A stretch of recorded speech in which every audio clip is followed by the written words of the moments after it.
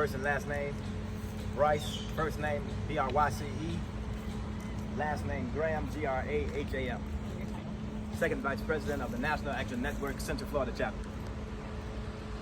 How does that fit? All right. Go ahead and, I guess, run me through why we're here today. We are here today because injustice is here.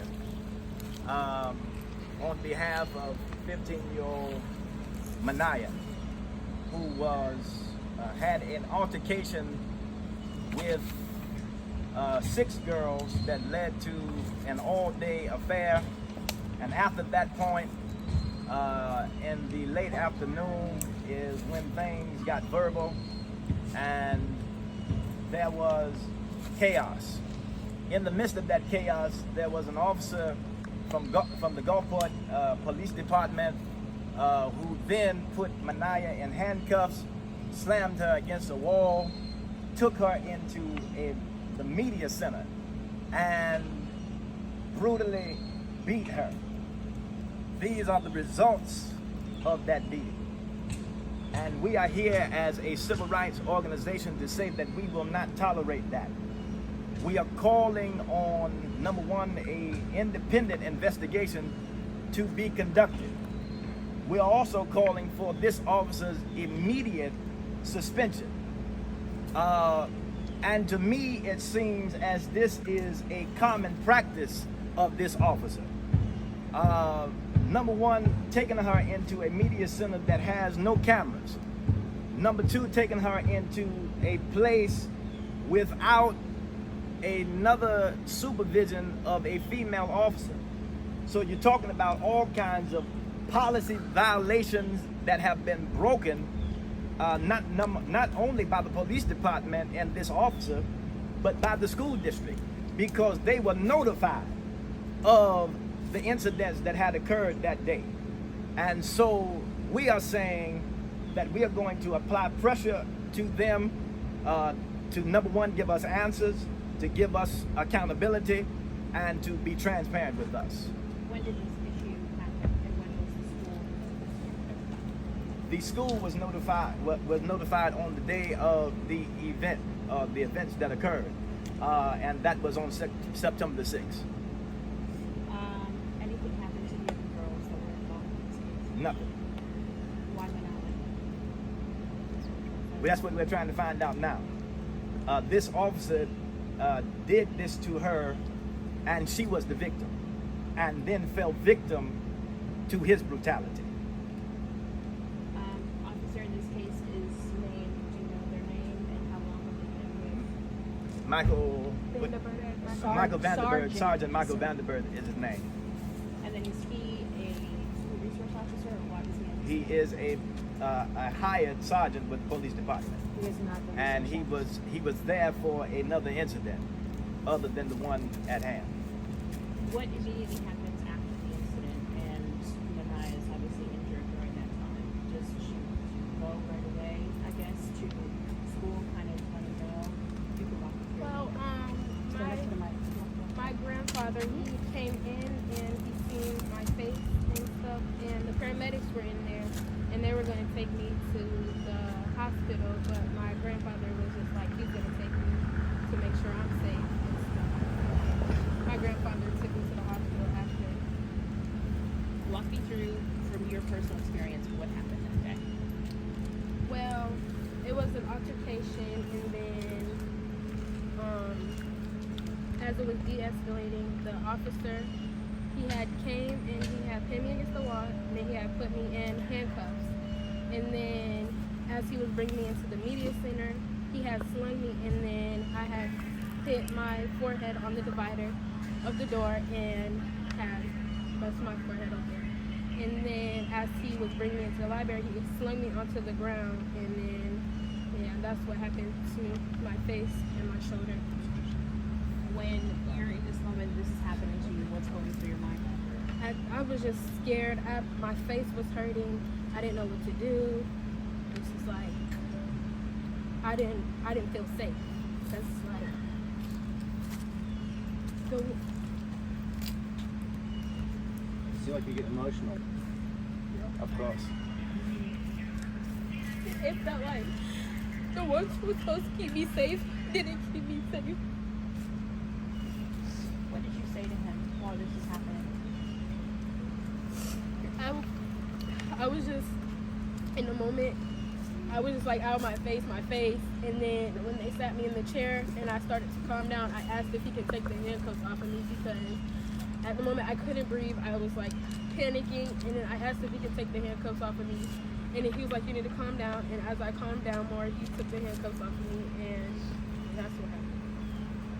Do you think that anything that happened that day was deserving of what ended up happening to you? Not at all. Why? Because I feel like even if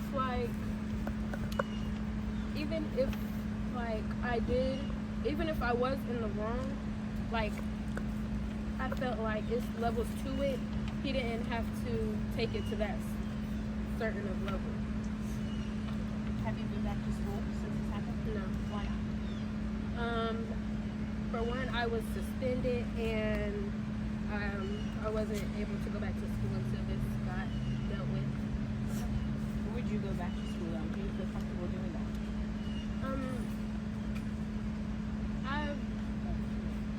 Honestly, I wouldn't feel safe. Like far as like if I could count on the school to be there. If say if these girls wanted to come, if they see me at school and they try to come back at me, I wouldn't feel like I wouldn't be able to count on the school to protect me. Why were you and the girls fighting in the first place? It was over something really stupid. Cause at first, like during school and stuff, we were all like friends, making TikToks, playing volleyball in gym, and it all started because the coach had made a joke in gym, and this one boy, he was like, "Y'all need to shut up, y'all always laughing," because me and my friends were laughing at the jokes. And then the other girl who was involved into the altercation, she had jumped in and was like, "Exactly, y'all always laughing, y'all need to be quiet," and stuff like that. So they started fighting because of that? Yes, and that's never got physical. but it never got physical. It was verbal. Okay. What do you want to see happen?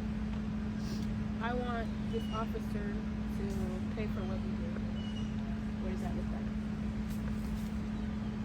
For him to get fired. No job. Mom, can we talk to you? Okay, the other girls, I know you said you were suspended. Were there any other girls? No. Suspended? Not, I suspended. Okay, so only you. How are you feeling? I mean, I'm okay. You know, I have to stay strong for her. You know, my concern is no matter what happened, my daughter's face should not look like this. You know, according to the doctor, the mark right here is going to be a scar. Due to the incident, she suffered a concussion. My whole thing, I'm glad it wasn't worse, but at the end of the day, she shouldn't have that happen to her. But I'm thankful she's here and she can, you know, tell her side of the story, you know, because some kids, you know, they didn't get a chance to tell their side. So, How did you find out that this happened? my mom, the school did not call me. My mom called me. I was asleep. I work at night. I was asleep, and she told me. So that's how I found out. Also, too, my dad found out through a student. No teacher, nobody. Student went to my dad and told him what happened. So, yeah.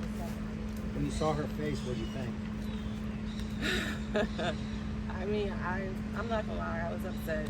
You know, at first I thought the girls did it, and then she told me that the girls didn't do it. And she told me the officer, she flipped the camera because I was on FaceTime. And then when I saw how big that officer is, yeah, I lost it. But, you know, I kept my cool, you know, but, you know, it bothers me to see my daughter like this. Since then, she has not been the same. I haven't seen her smile in a while since this happened. I know she, you know, mentions when she sees the cops, she gets nervous. So it's just a scary situation, you know, that happened that she experienced. As a mom, you would never, you know, want your kid to go through something like this. No, definitely not.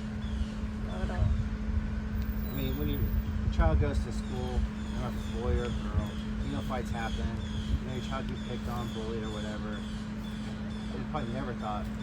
No, never thought, you know, when my mom told me, you know, something happened with her, And I called, you know, what she told me, some girls tried to jump her, and when I saw her face, I honestly thought the girls did it.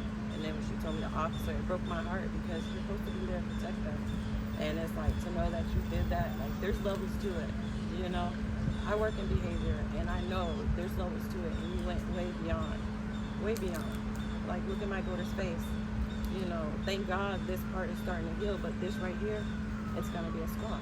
I know they're in an investigation right now, so they're not going to talk. But initially, does anybody from the police department talk to you? Well, I spoke to his supervisor. I didn't speak to her long because her demeanor. The first thing she asked my daughter is how old she was. She said 15, and she said, well, you do know right from wrong. But remind you, she didn't fully know the whole story because we didn't get to fully tell her. I just didn't like her attitude, so I said, you know what, I'm done. Because then I know I'm going to get upset. I know me, so I said, you know what, let me just leave. And then we made phone calls, and now we're here. For the future, would you like these guys to have body cameras? Yes. Oh, you know, you would think more for them, you know. So, yes, they need to. How do you feel about the fact that you took her to a place Well, where there was no cameras? let's go back to that question. The officers already have body cams. It is already been implemented in the budget. So the thing is that his body cam was not on, which is a direct violation of their policy. I didn't know that. I'm sorry.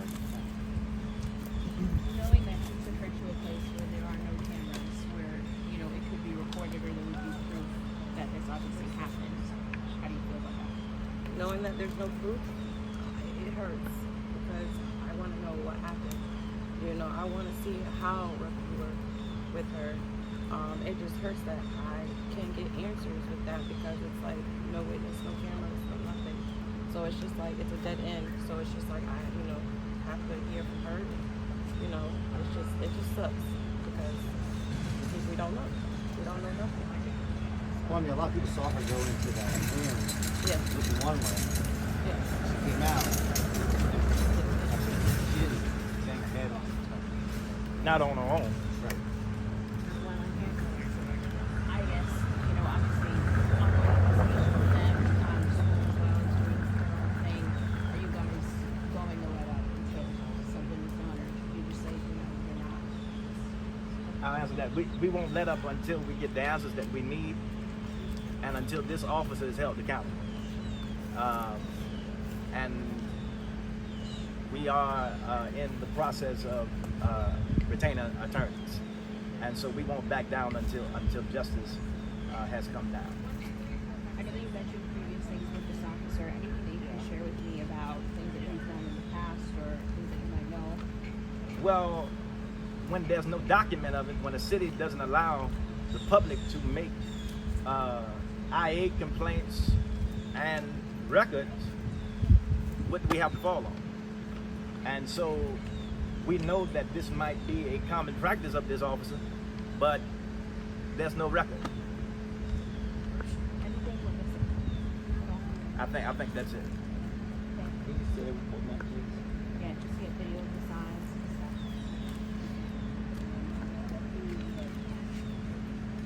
Oh, of course. Can the grandfathers speak? Yeah, of course. He's the one that witnessed. Yeah, he's the one that took her up.